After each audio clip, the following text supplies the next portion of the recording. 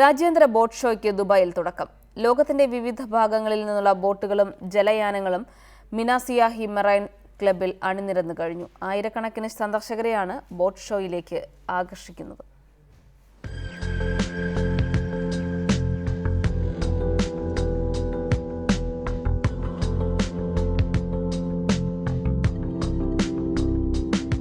ദുബായിയുടെ തീരത്തിനും ഓളപ്പരപ്പുകൾക്കും ഇനിയുള്ള 4 നാളുകൾ ജലയാന കാഴ്ചകൾക്കുള്ളതാണ്.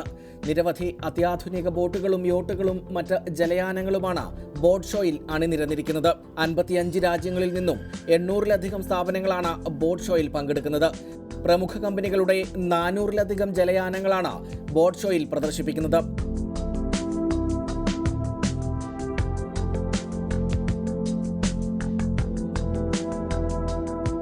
കാലത്തിന്റെ മാറ്റത്തിനനുസരിച്ച് സൗകര്യങ്ങളിലും സുരക്ഷയിലുമെല്ലാം മാറ്റം വരുത്തിയ ബോട്ടുകളും യോട്ടുകളുമാണ് പ്രദർശിപ്പിക്കുന്നത്.